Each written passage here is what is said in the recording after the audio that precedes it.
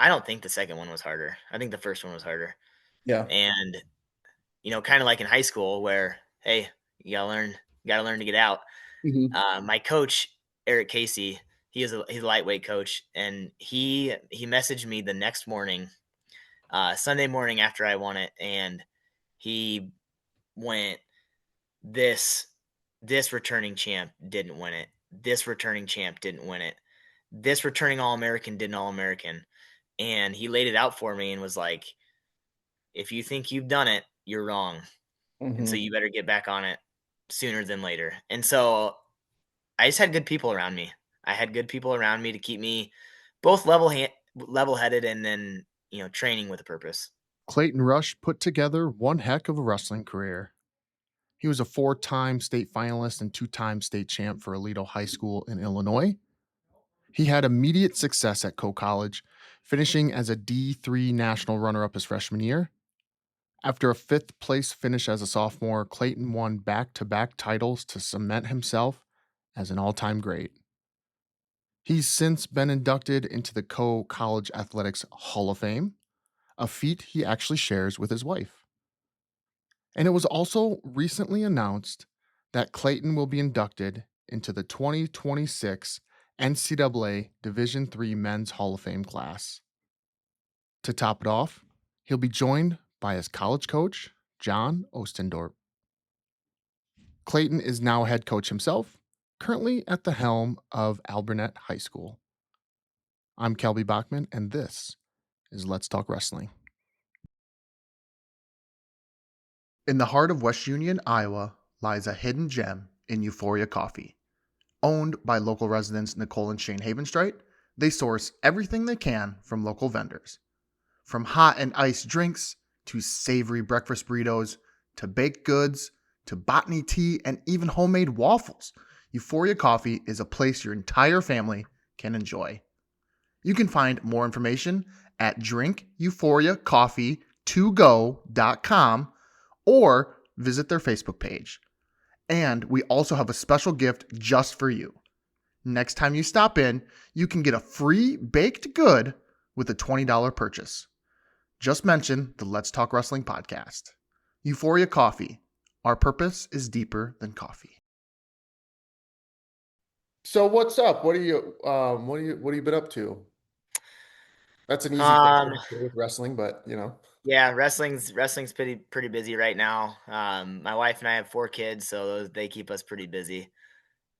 3 daughters, and then we just had a little boy. He's 10 months old. He'll be 11 months this month. So coming up nice. on a year, and things are going well, but they are for sure keeping us busy. I think this next week, we don't have a free evening. So between Really? wrestling and kids schedules, and yeah, so it's a teamwork that makes the dream work. I'll say that. Yeah, so you got 4 kids. And how old is the oldest? My oldest is 9, so 9, Oh 6, wow. 3, and then 10 months. And so we're done though. We're done. Okay, No are more you? kids. Okay. No more kids for us. So Question for you about that. Was it, you said your youngest at the time was 3, or is 3 now your youngest my before? So, youngest my yeah, youngest is 10 months old right now. the one before that. So like you had a Oh, she's three-year-old. 3. Yeah, yeah, yeah. She's Yeah. 3. Was it hard to decide to start over one final time? I mean, my wife always wanted 4, and so I Oh, just okay. I just kind of went with that. I didn't like I didn't really care how many kids we had. I mean, to a certain point, obviously, but I figured, and my wife's really competitive, and so Oh, really? yeah, oh yeah, yeah. She would see like some friends of ours or anybody really in general, and they're like, "Well, if they can have 4 kids, we can have 4 kids." I'm like, "Okay, well, we got to stop that at some point." So, um, but yeah, she's always wanted 4 kids, and so we just kind of went with that, and Cool. here we are. Yeah.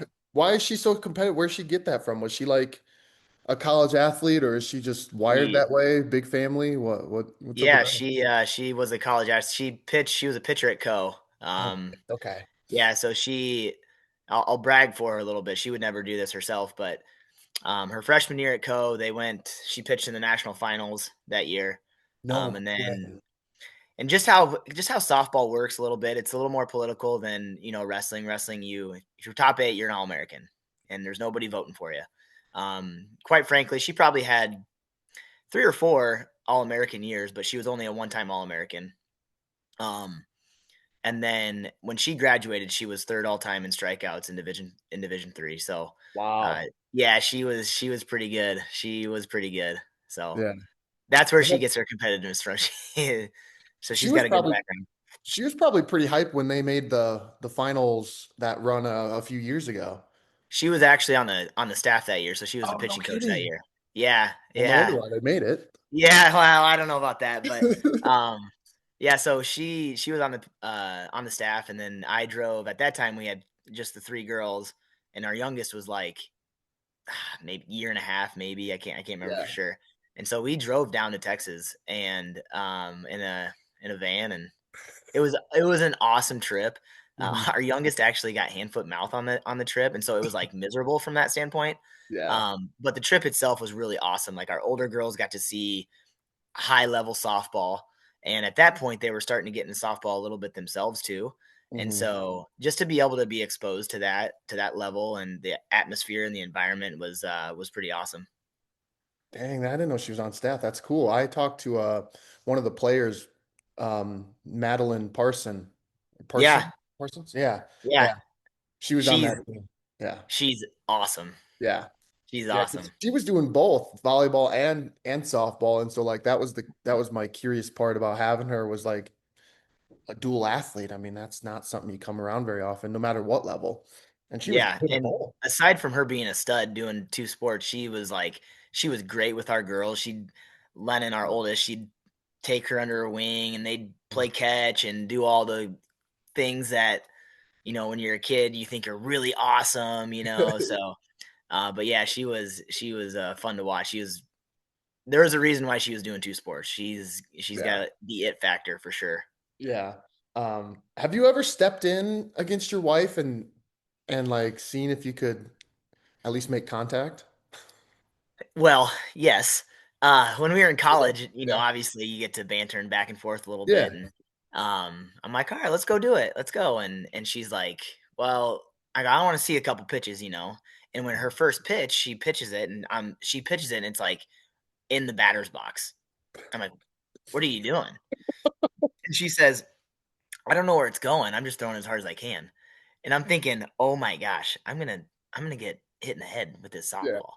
And so, but I stepped in the batter's box. She throws me a couple strikes, and I'm like, I'm so scared at this point because this thing's coming in there pretty hot. And I'm like sticking my bat out a little bit, Uh-huh. and I think I fouled off of 2, and I'm saying like I barely hit the softball, Mhm. and but she struck me out twice. Yeah. I've always wanted to step in and see what like a rise ball looks like, like because I played baseball in high school and I thoroughly enjoyed it. And so, not saying like I would get a hit or anything. I'm just curious what it looks like and a change up. Like when I'm watching the softball World Series and stuff, like it's crazy.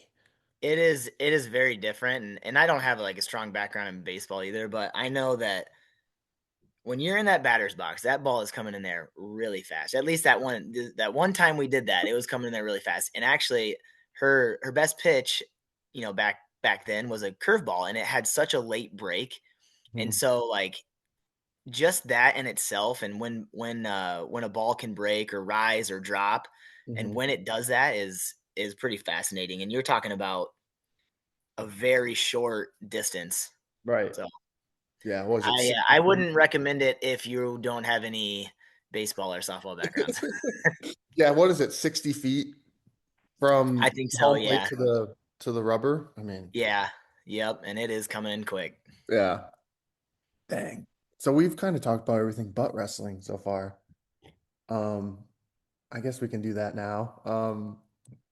So you're from Aledo, Illinois, correct? Yep. And that isn't too far from the Iowa border, correct? No, it's like 45 minutes from Muscatine, so, uh, Oh, really? Iowa trips were pretty common when I was a kid. We'd come over here and wrestle quite a bit, actually. Really? Where Yeah. at? We'd go mainly, like, Southeast Iowa, so it'd be, like, Wapello, Columbus Junction.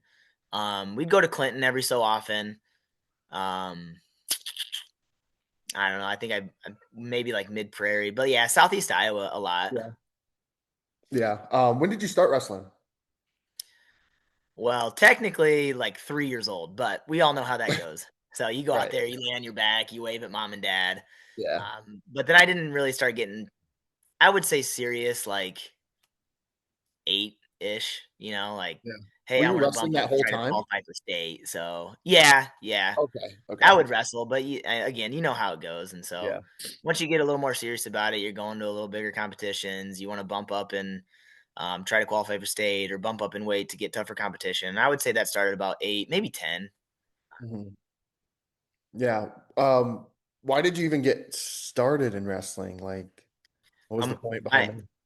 my older brother wrestled, and uh, so I would just go to his tournaments, and again, I was pretty young, and Hmm. so plus I think I was just a pretty active kid and rolling around. Like my son now is, I lay on the ground and he's crawling all over me. So maybe from that standpoint, but I was in a gym a lot and watching my brother, and then there was a kid that a guy that was a state champion in Aledo, and I got to watch him do that. So I thought that was pretty cool, Yeah. and so that kind of probably slingshotted me into to getting more serious about wrestling. And I mean, I'm not a very big person, so uh, I think wrestling was probably the best fit. Yeah. Did you do any other sports along like the whole circuit of youth sports? Yeah, I mean, I played baseball when I was a kid up until high school, and then in high school I just did wrestling and football actually. Football. Yeah, yeah. Yeah, Really? so we had so the class that I was in was really competitive.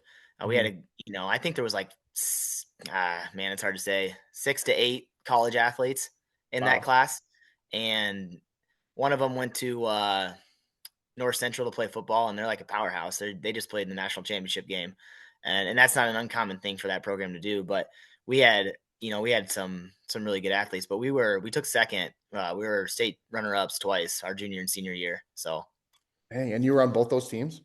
yeah, yep. And I was pretty fortunate, honestly. Like we were really well coached and coached at a really high level. And then, on top of that, you're around guys that are, very competitive and they have goals themselves. So I was pretty fortunate to be around just a good group of humans. You were a small guy. I Like, was pretty small. I'm so- I was pretty small. I mean, Um, pretty small. Like, yeah, you were what, you wrestled 119 as a senior, but maybe you were yeah. cutting weight. I don't know. No, I didn't really cut a whole lot of weight. I was like, I think my junior year I think I was 112 my junior year. I cut from like 120. So can we even really say cut? Yeah, My senior year I was 119. I think I was as heavy as 25 or 26. So, um, that but is. I went to a small school, so then playing football, I was fortunate enough to play. I just played defense, but Mhm. I was fortunate enough to have that opportunity to play and be a part of those teams. Good point, I guess. Yeah. How big was Alito? Like, how big was your graduating size? I was like 85. Okay. My graduating class was, so we were a 1A. In wrestling we were 1A, and in Mhm. football I think we were like 1A and 2A. I think. Yeah. So that's probably is that slightly bigger than Alburnett? I'm not sure if you're getting Yeah. 85 per kid for per grade there. Yep. Right now, we're like 70 to 75, I think, per class, and that's just an average. Some Okay. classes are maybe a little bit bigger than that, some are smaller than that. So, yeah, we're a little. Alito is a little bit, or was a little bigger. They went to with another school, so I think they're bigger now. Okay. Okay. So pretty comparable, I guess. Yeah. Okay. So why even wrestling in the first place? Like, I mean, you said your brother wrestled. Like, why did he wrestle? Like, what was the point of even wrestling? Were you just like high energy kids and they're like, get in this sport or something? I'm not sure. You know what? I'm not really sure why my brother started wrestling. Um, I know my uncle wrestled, and so there's some. Mhm. My dad wrestled too, but that was back Okay. when we first started the program, and he actually wrestled for a guy who now has his name on a building in Aledo. So one of those storied, like, legendary coaches that went through a small school. So and he started our wrestling program, and so I guess you could say it's kind of in our blood a little bit. Mhm. My dad was never real serious about it, and he'd tell you that. My brother was never real serious about it, and he'd probably tell you that too. But again, you're just around it, and so I think that's probably why. And then um, yeah, I think when you see, I mentioned watching that guy win state. When you Mhm. see something like that, you probably get a little more excited about what you're doing. And Yeah. so, not everybody does that, but that for some reason hit me. And so I just, all right, here we go. Yeah. No, that's fair enough. Like when you are a kid and you see somebody repping your school having success, especially high level success like that, winning state, like, yeah, it inspires kids to want to be like that, Yeah. athlete. So I can totally get it. Have you always been from Aledo, or did you grow up there, or is that someplace that you moved to, or how'd you end up in Nope. Aledo? Oh. We lived in a farm outside of town, and well, well, we moved there when I was 6, so I can't say I lived in that house my whole life, but Mhm. I mean, pretty much. Got it. So, So you lived in Aledo. You just moved to that yep. house when you were 6? Nope. Nope. Yeah, my dad's from there, my mom's from there, and yeah, we're Aledo born and raised. Nice. Nice. That's, you know, I like that. Born and raised, your parents go through there. Did your grandparents go? I mean, it's just the Rush family from Aledo. Yeah, the Rushes, my dad's side is really big, and they're all Aledo based, Okay. and um, like my uncle's got my cousin now, he's got a Maytag shop in town, and my dad does his own concrete business, um, in town. So yeah, Nice. uh, Aledo, thick and thin. Yeah. When did you start having some success in wrestling? Like, how old were you when you started to really put it together? Um, I would say, like if I go back way back to when I was a kid, I remember bumping up in age to wrestle to qualify for state. I wanted to get, when you qualified for state, then you got a jacket. I Nice. really wanted a jacket, Yeah, and yeah. so I think it was probably about 10. So then when you're doing that stuff, then you're probably going different places. And I remember in middle school, I missed eighth grade graduation to go on a trip to nationals, down in Alabama. I think it was like NHSCA nationals or something like that. So you start taking more trips like that. I was doing the IKWF duels when I was in middle school, all through middle school. And then, obviously you get to high school, and I did like the junior duels and things like that every year, the Greco duels. And so, um, I would say, yeah, 10, 12. Yeah, it's getting real serious. Yeah. How did you find out about all these things? The one thing that I kind of learned was, um, you kind of start out in your bubble, and then like as you kind of like get more invested in the sport, because especially back in that day when we were growing up, like it was hard to find national tournaments. Like we got a booklet of local Yeah. tournaments. Yeah. So like to even find out about Tulsa, it was like, what? There's a national tournament in Tulsa? It was like such a mind-blowing thing. So how did you like find out about these things to kind of expand your wrestling circle? You know what I mean? Yeah. Well, we used to take a lot of trips up to Chicago, and when you go to any tournament, whether it's a big tournament or a small town tournament, you run into people, and you start to develop relationships. And I think that's just something that we did. We came over to Iowa. We go to Chicago a lot when I was in high school and middle school. And so when getting those connections and building those relationships, that obviously helps. And then, I'll never forget this. My freshman year, I was homesick from school, and somebody called, and then it was the landline, which I don't think anybody really has now. Uh, and I answered it, and it was this guy. He's like, "Hey, is Clayton Rush there?" And I said, "Yeah, this is him." He goes, "Hey, this is Craig Fallico," and I'll never forget his name just because he was my coach, or one of my coaches. And he goes, "Hey, we're looking for a 98 pounder for junior Greco duels, and Connor Beebe, who I don't know if you know that name, but Connor Beebe mentioned your name, um, to ask to come." And I'm like, "Oh, I don't know. I'm gonna have to have to ask my mom, my Right. dad." And so, my parents were awesome when it came to stuff like that. And very rarely did we, if ever, I can't remember ever saying no to anything like that. And it was just something that we made work, both from a travel standpoint and then a financial standpoint. We just, hey, you're going, and we're gonna make it work. And so, that's kind of how that happened. And again, just building relationships. And then once I wrestled on that team my freshman year, and then Fortunately, they kept asking me back. So Yeah, you must have done something right, made an impression, won some matches, you know. yeah, yeah. 98 pounds though. Yeah, so we're going down there and they sent out the camp stuff and they're like, hey, when you get to training camp, you need to be within 5 pounds. And I'm like, oh, and I was like 105, and I thought making 98 was a real big deal. Like, oh man, I'm Yes. gonna have to lose 7 pounds because my freshman year going into high school, I was in my eighth grade year, I was 80 pounds, and then when I throughout the season, my freshman year, I was 95, 98, and I remember breaking 100 at like one of the last tournaments of the year. First time I ever broke 100. So I'm like 105. So I never cut weight. I'm 105. I have to make 98. I'm nervous about being +5. And we pick up this, Brett Robbins. You know that name? Yeah. Yeah. We pick him up driving through Bloomington down to Granite City for our training camp. And I'm like, hey, how much you over? And he's like, I'm 15. And I'm like, oh my Lord. I'm like, holy cow. He's like, how much you over? I'm like, 3. And I'm nervous to lose 3 pounds. And he's 15 over, and you know, you just don't know. You don't know what you don't know. And Yeah. he made it, and obviously, and he was like one of the best leaders I had ever been around, especially in high school. So yeah, yeah, it was pretty awesome. Wow. Now, I remember the first time I had to lose weight. It was like, yeah, 7 pounds or something. And it like you would have thought like I was dying. It's life changing. I was in seventh, I think I was in seventh grade. Yeah. Like, yeah. And I had it to lose. Like I was kind of like at that Yeah, point, like kind of a pudgier kid. And then kind of that's when I kind of grew out of that a little bit. I lost like 7 pounds and it was like, yeah, life changing.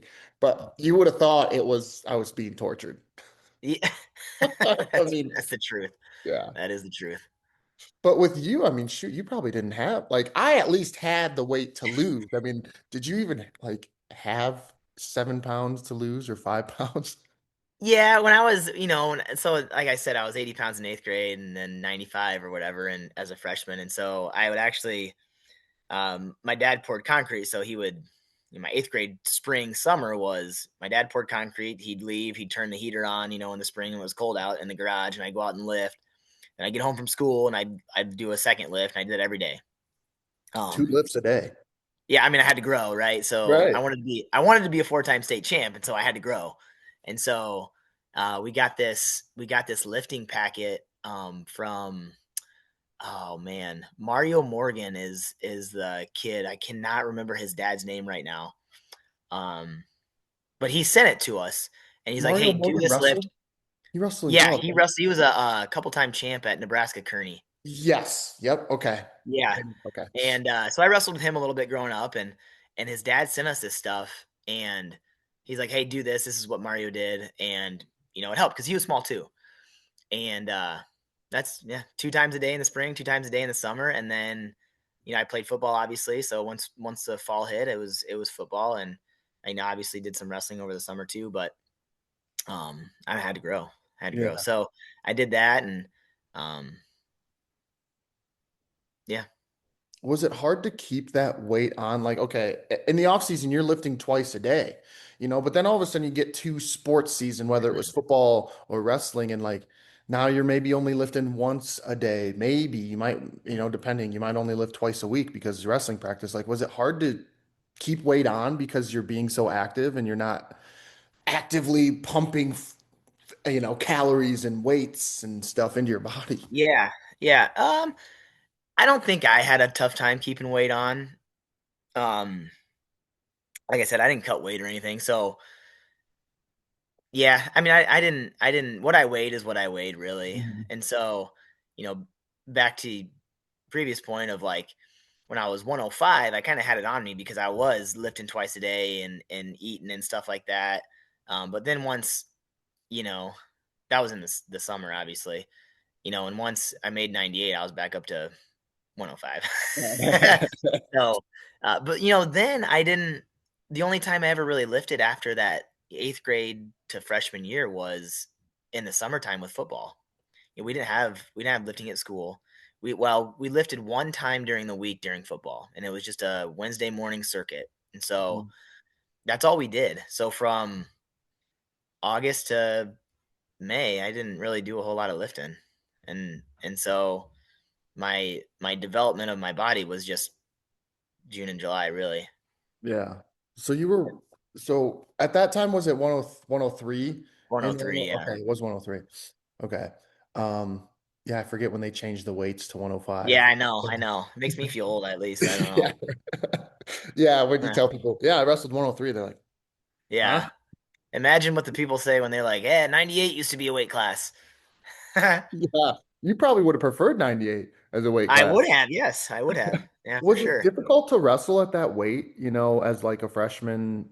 Did you find yourself feeling undersized or challenged a little bit more just because you were naturally weighing 103 or 105 pounds? Yeah, I mean, my freshman year, I was like I said, I broke 100 late in the year, and so I was wrestling kids that were not only big freshmen, but then you had some that were big just sophomores and juniors, Yeah. and so kids that you would feel like you would normally beat, either you were barely beating or you were losing. And so, um, from that standpoint, it was challenging. But the one good thing was, and I don't know if this was anticipated or not, maybe so, but when I was growing up, a lot of times I would bump up in weight and I'd give up, 5 to 10 pounds at a tournament almost every weekend. Hmm. And so, uh, it never really was like well, these guys are bigger than me excuse, kind of. It was just something that was normal for me, I suppose. That's an interesting and a good point. Yeah. Like you probably Yeah, were used to wrestling guys that were a little bit bigger, maybe a little older, depending. So, yeah. did you wrestle Tyler Clark a lot when you were younger? Oh, yeah, Yeah. yeah. I bet we wrestled gosh, I bet if you go back and count, I bet we wrestled 30 plus times. If you Okay. if you count kids in high school. Yeah. Did you have him on here? Yes, I did. Yeah. Yeah. So because I mean, I went back because I was looking at his brackets from high school, and I was like, hey, I know that name, Clayton Rush, and I'm like, holy cow! I mean, so I figured you guys wrestled quite a bit. Um, Yeah.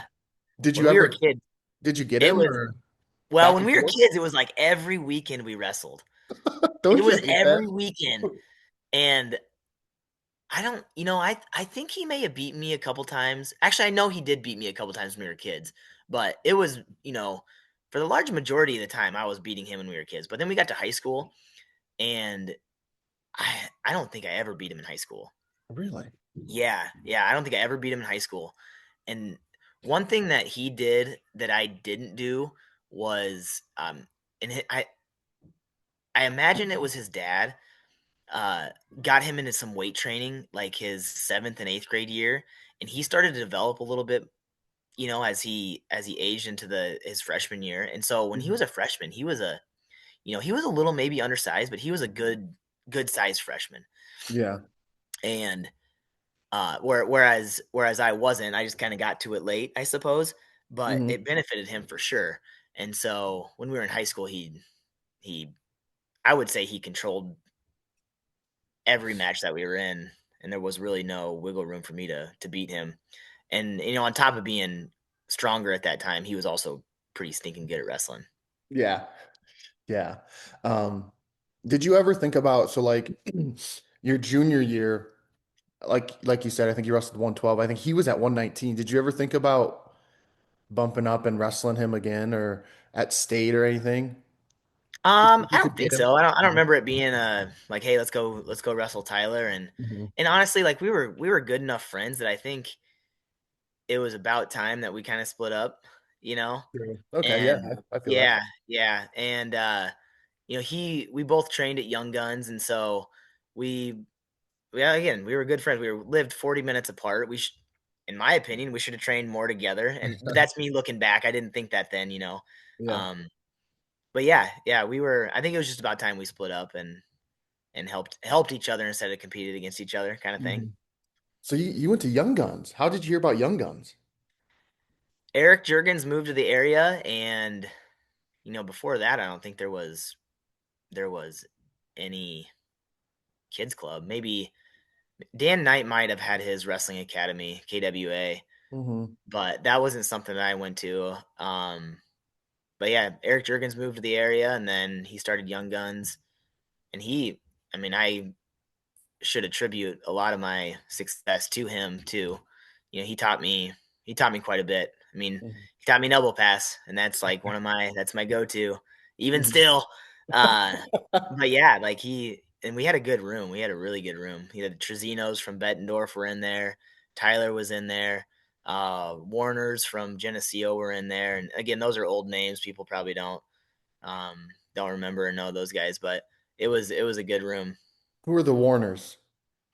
Ryan and Yes. Okay. And yeah, Tyler, Tanner. his Yeah, brother, Tanner. Yeah. yeah. Okay. So Ryan did that or does that Wrestling Changed My Life podcast, and That's how I got started on this, kind of. really, yeah, I should attribute it's that to him awesome. because, yeah, I was listening to him and his stuff, and I was like, gosh, I kind of want to do that. Only on like a lower scale. Like Yeah, he's awesome. he Not what he's been doing is phenomenal. right. It's really cool. Yeah, agreed. Um, that's funny that you used to cross paths with him.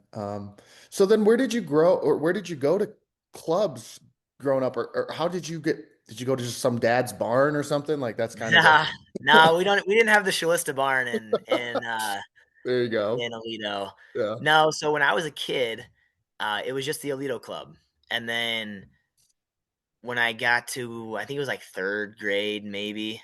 Um, my main training partner was my cousin, and he passed away. He got struck by lightning. He passed away, and so we started looking at different areas, and we had a relationship with Bam Pastelnik up at um, East Moline, and so I had gone to their camp a couple times in the summer, and so we went up there, and so for the large majority of my time as a kid wrestling, I was a East Moline Panther pinner. So and they had some really good training partners where it was like Alex Alanez was one of them. Oh man, Joey Garcia, I think is his name. It was a good room too, and it was good for development, and they pushed you pretty hard.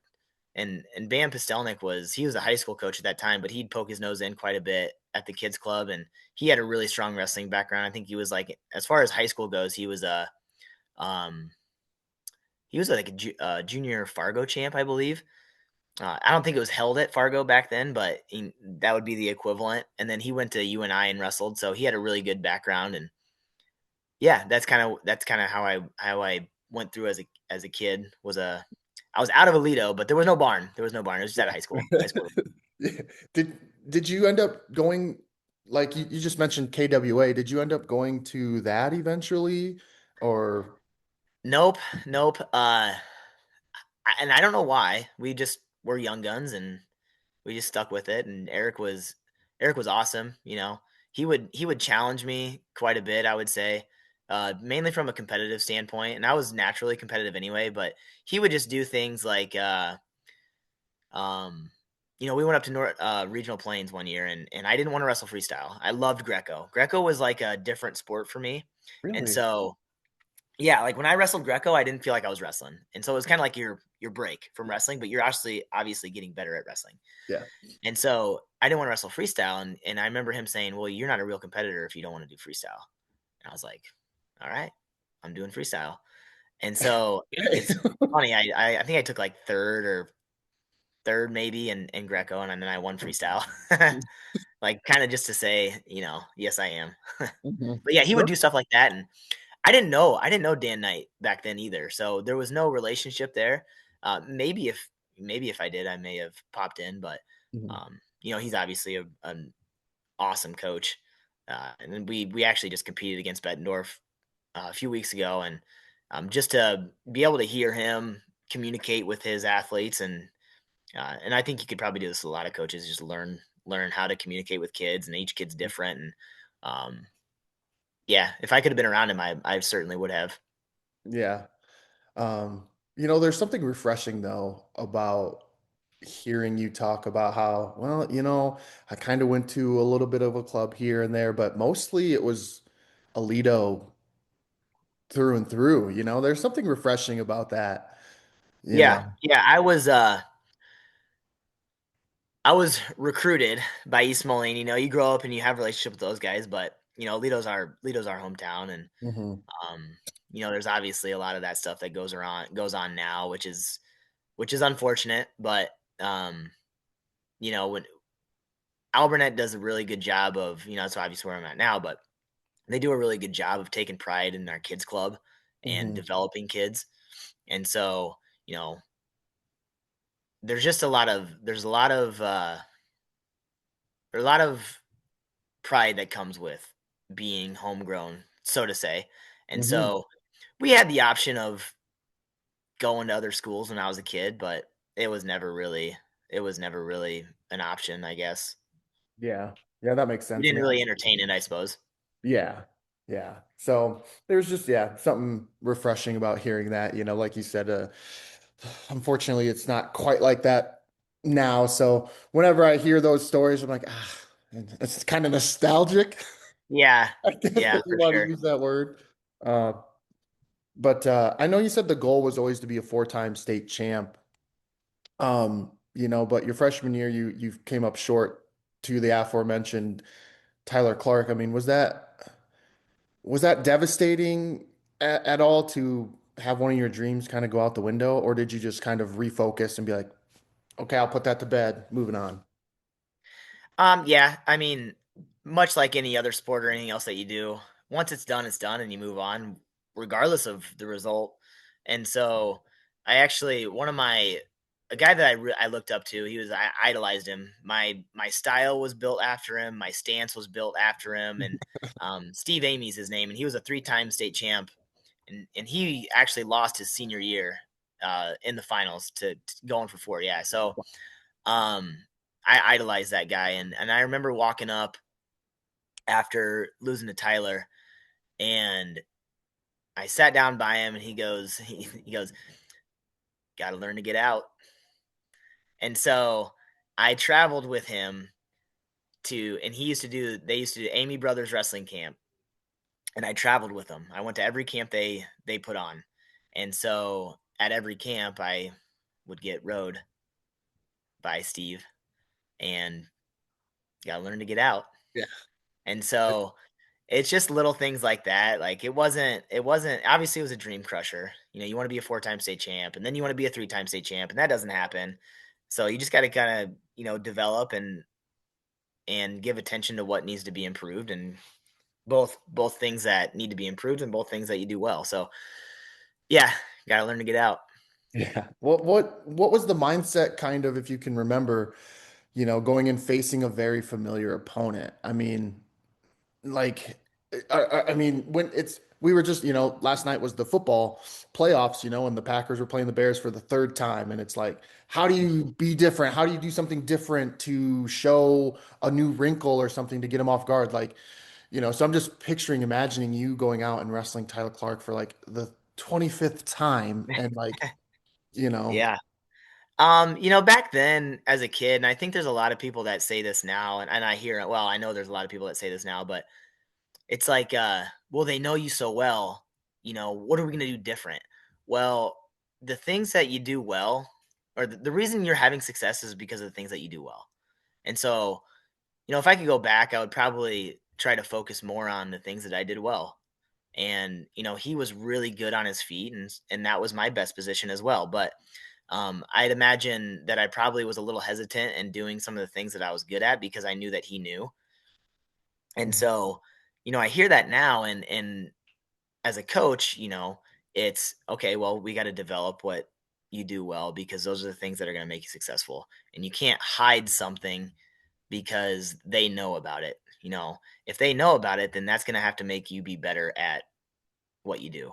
And Mm. I can both say that from getting the short end of the stick with Tyler as we, went through high school. And then I can also say that on the flip side of it, being on the winning side of it, in college wrestling Mark Kist. I wrestled him 10 times in 3 years. And so the things that I did well were what helped me win those matches. So, Mhm. yeah, I don't think there was much, you know, attack of doing things well. And again, he just was good. Yeah. It's almost like, it's making me think or realize that instead of trying to do something different, it's maybe finding a new way to get to your attack. You know what I mean? Like, Yep. this is my attack. This is how I normally set it up. But if I can have several ways to get to my setup, to get to my attack, like that's where the kind of the advantage is. Yeah, there's always that's the thing about wrestling is it evolves so much. I mean, 10 years ago, we didn't have a far ankle scramble. There was no far Yeah. ankle scramble. It was all leg pass. Mhm. And so there's so many different nuances with wrestling that are really fun to learn and then to teach. And each kid's different, and so their styles are different. And so you just have to kind of pick and choose, what you're gonna show them to help make them that single leg better, or how to get to that single leg. If this isn't working, then you can have this as an option. So I really enjoy that aspect of wrestling. Yeah. Um, so I'll say you came up short your first half of your high school career, your freshman and sophomore year, but then the next 2 years were yours. Did you feel, let me ask you this, because you came up short those first 2 years, did you feel a sense of urgency going into your junior year? Like, gosh, my high school career is half over. I don't have a single state title yet. What am I doing? Like, there's a lot of doubt and like kind of just a lot of emotions that can go into that when you're like, holy shit, my career's half done and I haven't accomplished anything per se. Yeah, no, for sure. I don't remember feeling that urgency. I think I also don't remember feeling like I was trusting the process, but I think there was that.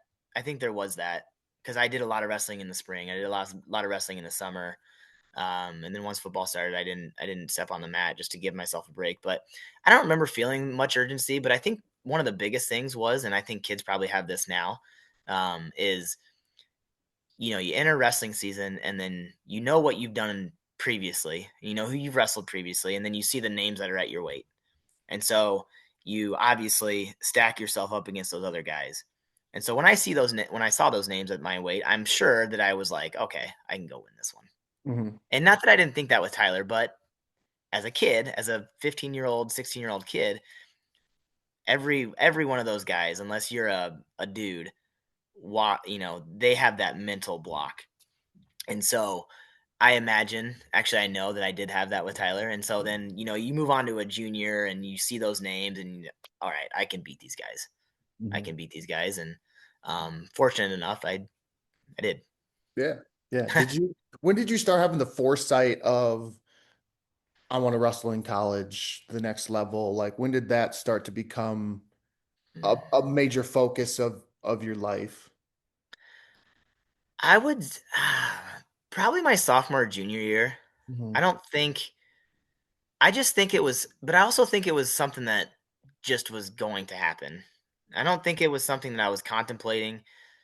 Wrestling is just something that's always been the thing. And so I never did contemplate it. I just always assumed that I would, I guess. But then obviously you get to a certain point where you're wrestling junior duels and, you're a sophomore, you're wrestling junior duels in between in the summer. And then you're a junior and you're doing the same thing and you're exposed to all this tough competition. And then all of a sudden college coaches start contacting you. So, um, yeah, I mean, once you become a junior and start getting recruited, then obviously it kind of, all right, we're doing this and things like that. But I don't think it was ever really a question. Mhm. Did you know much about D3 wrestling at the time? Like, or were sometimes especially back, I keep saying this back in the day, like it's I like we know. grew up in the ancient times, but Yeah. Well, we kind of did. I know compared to kids now, yeah. You see a lot of D1 and that's what you're exposed to a lot of the time. So like when these smaller schools contact you, you're almost like, excuse me, who, like you've never heard of Yeah. them. You've never, like, it's hard, like D3 is hard to, you know. So I guess full circle, my question is like, when did D3 and other levels of wrestling, like, did you know about them growing up? Yeah. I mean, a few things with it is when I was a kid, we used to go to the Augustana wrestling camp all the time. Like I'd go to Okay. that camp. Friend and I would go to that camp every single summer. And so when I was a kid, I didn't really realize it. But when I was in high school, I had started to learn okay, they're D3 and then there's different divisions.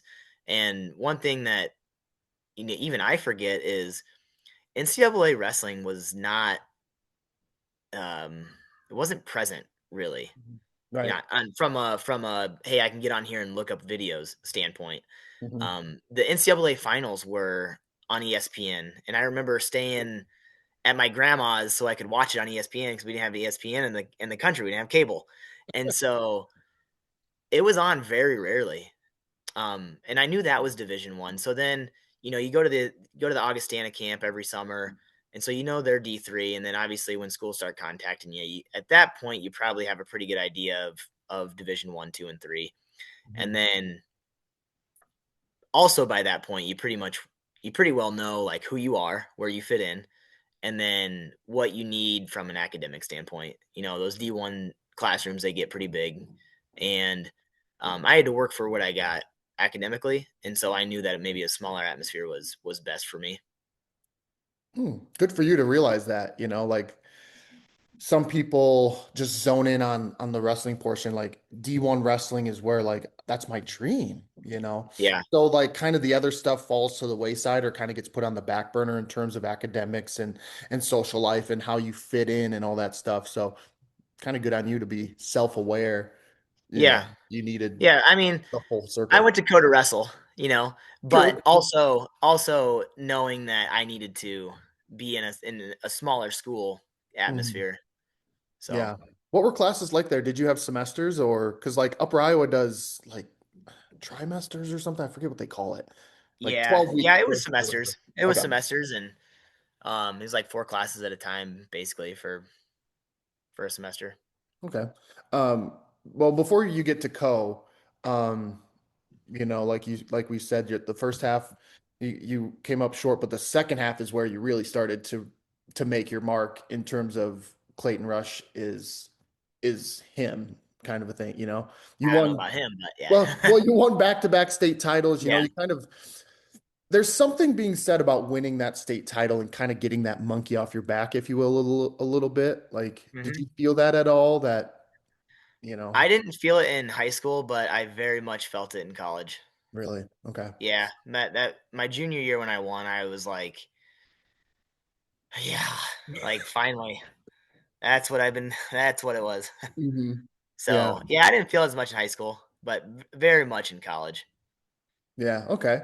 When after you won those two state titles, I mean, had you pretty much solidified that you were going to Co, or were there some thoughts about going elsewhere? Like, I guess my question is, how did you end up at Co? My junior year, I was actually like I was a Wartburg Knight. I was going to Wartburg, and I didn't ever verbally commit or anything like that. But then the process happens, and my senior year, at some point in between my junior and senior, I met with Coach O, and if you ever been around that guy, he can motivate anybody. And so when I was in front of him, he's also big and intimidating. But when I was in front of him, yeah, I just knew I could tell that he was somebody that I wanted to compete for. And I was fortunate enough to have coaches as a kid, in middle school, in high school, that I had coaches that I wanted to win for and I wanted to compete for and train for. And I could tell that Coach O was that person for me. And then on top of it, Co was just a good fit as far as, school size, class size, all those things, the team dynamic and all of it. But um, yeah, when I met with him, even just the first time, I knew that that's where I wanted to be. I also caught one of their duels up at Augustana. They went to Augustana and dueled, and I very much appreciated the way they competed. They were out to score some points, and they were hard nosed, blue collar uh, wrestlers, and that comes from somewhere. And so I knew from that standpoint too. That was a good fit. Yeah. Was D3 kind of the route that you had zoned in on by that time, or were you still looking at maybe Division 1 or, you know, maybe Yeah. Division 2? I I'm not one to just like close the door and say, Mhm. "Hey, I'm not doing that." And so I did get contacted by a couple D1s, but I also knew, like I said, I kind of knew who I was. I was a Mhm. two-time state champ, but and this isn't everybody. This isn't everybody, but I knew that, a 1A two-time state champ is a little different than at that time. There was only 2 classes, different than a 2A two-time state champ. And I'd been exposed to tough competition and things like that, but I knew who I was. And I also appreciated wrestling right away, and Co offered that too. they wanted me to come in and be the guy right away. They didn't really have anybody at that weight at that time. Or actually they did, but he was graduating. And so, where, those D1s, they probably want you to redshirt, and that really wasn't something I was crazy about. But I would just say, when I started getting recruited by schools, it was kind of just D3. I didn't Mhm. really have much interest in going D1. Yeah, you didn't have much interest, huh? Like you were, Yeah, not really. Um, I guess it played out this way, yeah. which is I'm pretty happy for, obviously. But I think I appreciated being a bigger fish in a smaller pond, so to say. Mhm. And not that I liked all the praises and whatever. Um, but those things don't happen if you don't have an opportunity to wrestle right away. And Mhm. so that was probably a big draw to Coe as well, was that there was opportunity just to come in and be the guy right away. Yeah.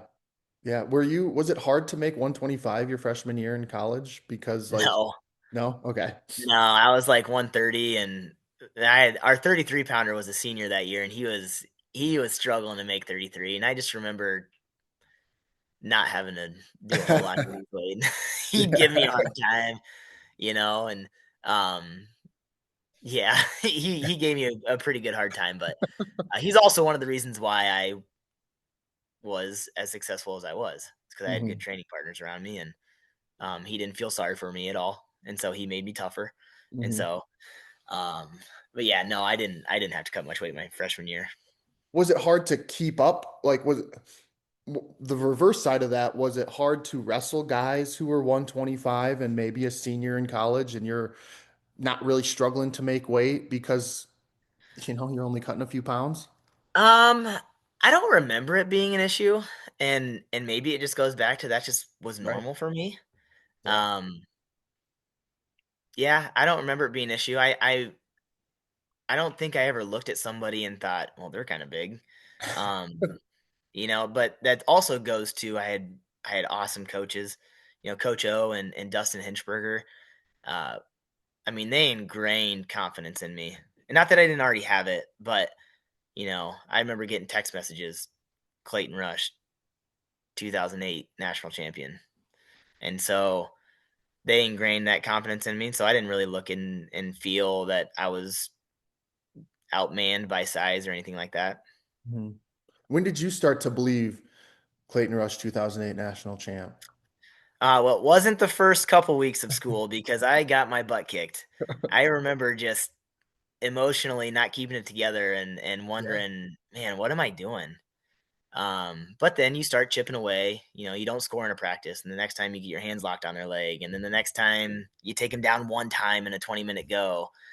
And so I just kept chipping away at it. And again, I think, and I can give you a number of examples of no was never an option. And so it just wasn't an option to just not be there. And so if I was going to be there, I was going to do what I had to do.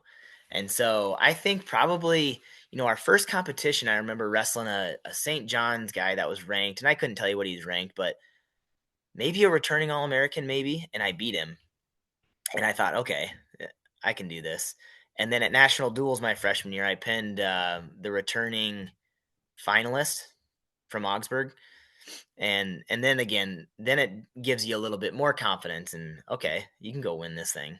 And so I would say probably about, I don't remember when that national duels was at that time. Probably, I think it was before Christmas break, maybe not, Mhm. but I would say that probably slingshotted me into thinking I could win it. And you were a true freshman at this point. Correct. Fresh off a high school state title, and you're like, you know what? Why not? Yeah, why not me? Yeah, Why can't I I do that? I remember saying I had a buddy from Colorado or California, and he asked me what my goal was, and I said I want to be a four-time national champ, and he laughed at me, and and it wasn't like he was trying to be a jerk or anything. He just thought Right. like, okay, and so as the season played out, I remember at one point he was like, "Hey man, you can do this." Mhm. I was like, "Yeah, let's go." So yeah, you just have to have that belief and confidence, I suppose. Yeah.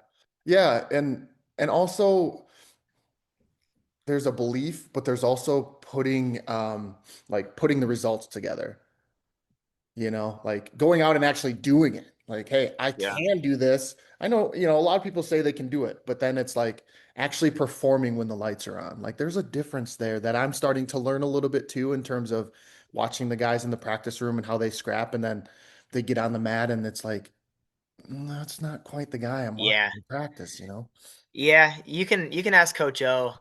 Um, that was something that I enjoyed. I loved it when people were watching. I don't know I don't know Hmm. where I learned that from or when I developed it. But I very much appreciate I appreciate when people are watching, and the bigger the stage, the bigger the product I suppose you can get. At least back in the day, when you're competing at that level, um, and again, it doesn't always play out in your favor, but I liked it when people were watching. Yeah. How did you balance the academic side of it? Like you kind of said earlier that, maybe you weren't the strongest academically and you may needed a smaller class size. Like, was that an issue at Co at all, or did you handle that pretty well? Um, I mean, probably like any other student, you there was a class I struggled with that we had to be smart about, but I uh, I just learned time management, I suppose, and like how Nice. to Yeah. manage your time, when to study, how to study, and things like that. And I had good people in place to help me learn that too. And so once you learn that time management piece, I felt like, and I'm a routine person too. Once you figure that out, it just kind of happens naturally, and everything goes how it should. Honestly. Yeah. That took me a long time to figure out time management. Like, I wish I Yeah, had learned that at 18. I learned it at like 30. yeah, yeah. So I it was I was pushed pretty hard just to you get good grades, and that's Mhm. again back to no is not an option. Uh, Mhm. Poor grades were not an option. Yeah. Yeah.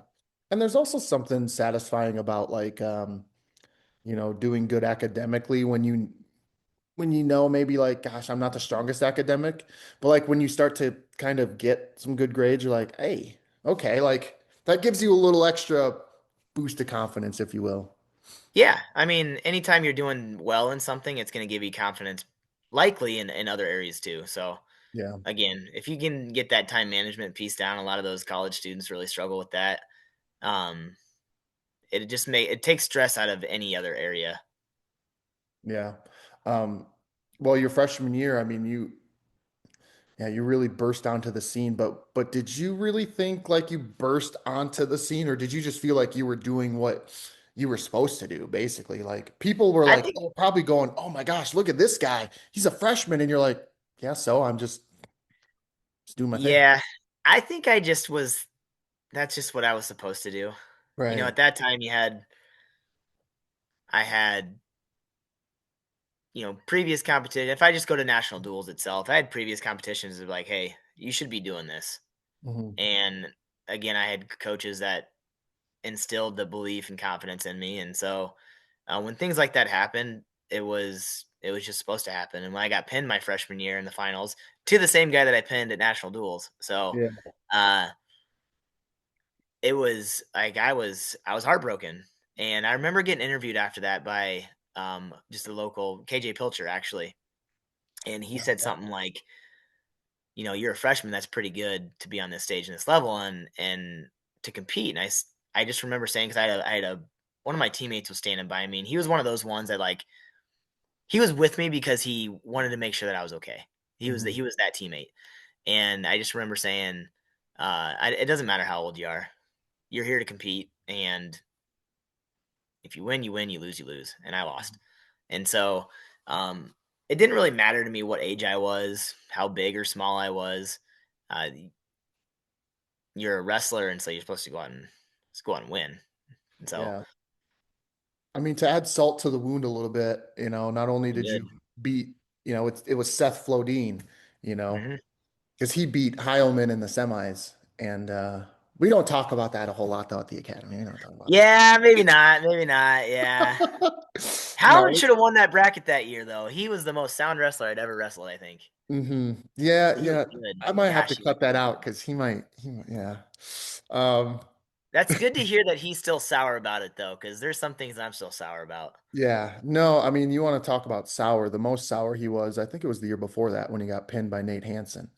Oh, yeah. Was he not in the finals, though? No, that was in the semis No. as well. Yeah. Oh, I found that that was match. my senior. That was my senior year of high school. I was actually at Yeah. D3s that year, and I watched Hanson win it and beating Yeah. Flodine. Yeah. So, So, dang, I didn't yeah. know that. Yeah. Yeah. I found it and I watched it. And yeah. So, anyway, he's still burning. Don't worry.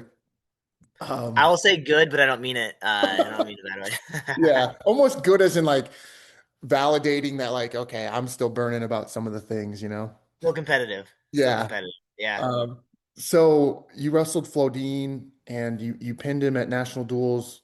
You were also up 5-0 in that finals match too, weren't you? Yeah, I hit a Mm. dresser dump. Yeah. I My mean, uncle has a he took a lot of pictures as I was going through college, mhm. and it's a still picture. So I'm pretty sure he just caught it at the perfect time. But that guy was flat. I mean, he was flat as can be. And again, it was a still picture because I don't remember thinking like, oh, he should have been pinned. And I'm Yeah. not one like that either. Like if I'm on my back, I'm pinned, you know? And so yeah, there's one of those. I was up 5-0, and then I cut him, and then I just relaxed. I relaxed in a front headlock because hey, I'm up. You know, I can relax. We can get a stalemate. And it was so weird. And Seth was he's such a long arms, long legs. And I just remember next thing I knew I was in a cradle and I thought, oh no. And then I was flat. Yeah. And you know, the other thing is, you know who I think was in Seth's corner might have been Sam Barber. No kidding. Yeah, he coached at Augsburg, and I forget when he would have left Augsburg. Oh my gosh. That's a small world, isn't it? Yeah, I forget when he would have left Augsburg, but he coached Augsburg for quite a while in the I did early. not know that. Yeah. You have to ask him. I will. I will. I'm sure because how old was he coached Marcus Levesser. He was there right before me. He won his fourth my senior year at high school. Yeah. So he was So there I when watched him win his fourth, and so I'm yeah, thinking, hey, be four-time national champion. exactly. Yeah. So Yeah. I mean, did you flush that one right away too, or did that one sting a little more? Did that one take a little longer to get over? yeah, that one took a little minute. Um, yeah, that one took a little minute, I would say. Yeah. My sophomore year took a little longer than my freshman. My freshman year, one, you know, it was like nationals and spring break, and I took a couple days, and um, I was kind of boohooing about it. And my buddy, my Mhm. roommate, was like, "Hey, come over to my hometown and whatever," and I was like, I don't know, you know, and he's like, quit being a Mhm. baby. And I was like, all right, fine. Um, but my sophomore year, that one really hurt just because, you know, there was not a single person in that bracket that I hadn't beaten or, you know, Jake Oster was one. I can't remember if he won it that year or not. I think he did. Um, we wrestled in Vegas and I was putting it on him pretty good. I mean, it was like takedown, takedown, takedown, and then I had him in a double leg and we landed and he ended up pinning me. Um, but there wasn't anybody in that bracket that I couldn't beat. And then I'm wrestling a guy in the semis that I had majored the year before at that same tournament and he beat me. And again, I just let my guard down. Same thing. Not positionally, but Mhm. in the finals my freshman year I let my guard down. In my sophomore year in the semis I let my guard down. And so that one hung on a little bit longer, but that's how it goes. You Yeah. move on, and then you once you get back to training, it's just like, all right, here we go. So, Yeah. And then you face the familiar foe on the backside in Flodine, Seth Flodine. You just couldn't avoid that guy. dude, and if you put those matches side by side, it's almost identical. Dresser dump to his back, although it was only a 2 count, so it was up 4-1 Mhm. cradle. It's crazy. And then the Augsburg crowd, just like last year. That one, yeah, No yeah, way. yeah. They're. Oh yeah, those guys, and they should be. Those guys were relentless. Wow. But I mean, I guess it's also on the backside, like Yeah, they had reason to do it. I guess, yeah. Yeah, yeah. Um, did you at that point then, like I asked the question about your junior year, did you feel a sense of urgency at that point in your career? Like now I'm halfway through my college career. I've finished second and fifth. I don't have that national title. Am I doing things the right way? What am I doing wrong? Like, I mean, you could spiral then too. Yeah, I would just also I'd go back to no is not an option, and you just move forward and you train. You put yourself in the best position to be successful. I also think there's some dues to be paid too as a Mhm. underclassman, and so I think I paid those dues. And then as a junior, well established. Now I'm probably cutting weight. You know, I was gonna ask how much you weighed by the time, probably but about, from 40, 38, 40, which again isn't that much, but the way my body was built, and I was probably going through puberty still as like a freshman, beginning of my yeah. sophomore year for real. Mhm. Uh, so then you're a junior, your body's hardened up a little bit. Um, Weight training becomes a little more advanced and Mhm. regular, and so I don't remember feeling the urgency to go win. I just think it was just an expectation, just like it was the other years. And fortunately, it just played out differently in the end. What do you think played out differently? Um, I mean, obviously wins and losses, but I would just say from a everyday standpoint, just training. Training was good. Um, this will sound weird, and I don't know how many people. Well, it shouldn't sound weird. How about that? I met my wife. She was a freshman. I was a sophomore, and so I met her, and obviously she was really competitive. And sometimes relationships can be a little bit of a distraction, but Yeah. she was not. She was like, I mean, she was exactly what I needed because I was really focused and um, I'm gonna go. I'm doing this. I'm gonna go win. And she's like, hey, why don't you just go compete and see what happens?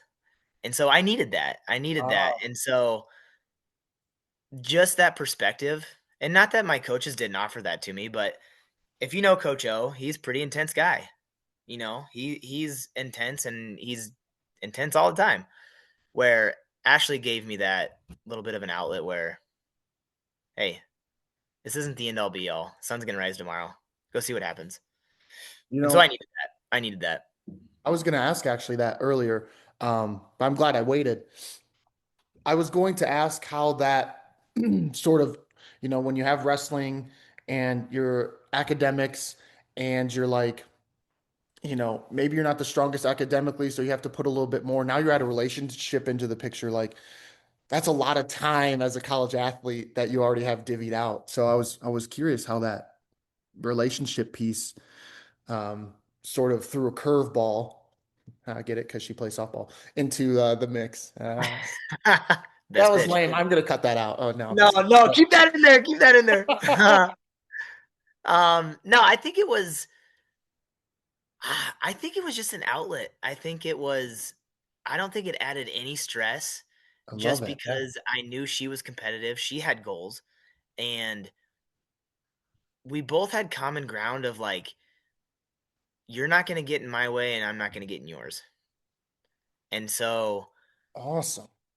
it was, it was healthy. It was awesome. And again, it was an outlet, and I very much appreciated her outlook on competition, and she had the, hey, just go compete and see what happens. But I'm telling you, like, when she's in the circle, she was intense, and she is competitive, and she's very intense. So you can get to that intense level of competition and focus, from two different perspectives. And so Love that's it. something that it taught me then, and it's actually something that I try to hang on to now too, and teach and do things like that. Yeah.